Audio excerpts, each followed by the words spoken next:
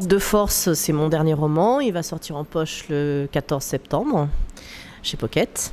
Pour vous résumer rapidement l'histoire, c'est donc une jeune femme qui s'appelle Maud qui se balade un soir près d'une rivière et qui est sauvagement agressée par un inconnu, et elle est sauvée in extremis par un jogger qui passe par là.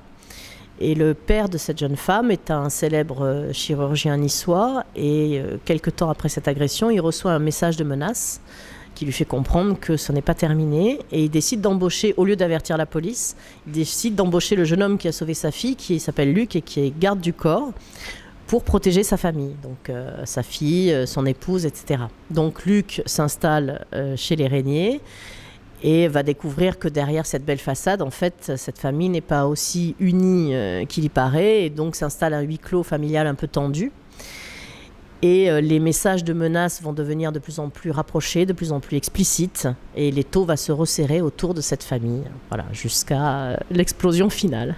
Pour De Force, effectivement, comme pour les autres, je ne connais pas toute l'histoire quand j'attaque l'écriture du roman, et pour De Force, il y a une idée de départ, mais que je ne peux pas révéler parce que si je la révèle, je révèle quand même je casse le suspense du livre, en fait, donc je ne peux pas dire d'où je suis partie.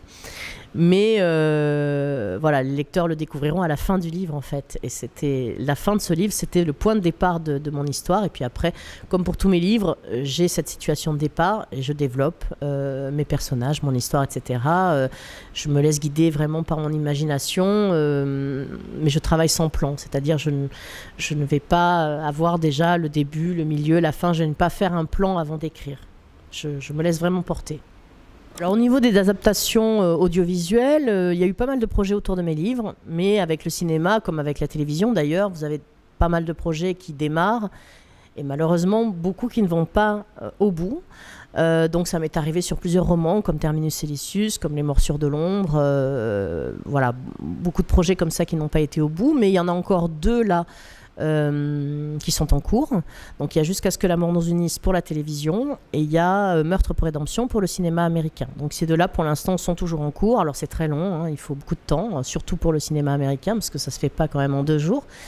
Et puis il y a d'autres de mes romans là actuellement qui intéressent des producteurs, mais pour l'instant voilà, rien n'est signé, donc c'est trop tôt, on va dire, pour en parler pour le moment.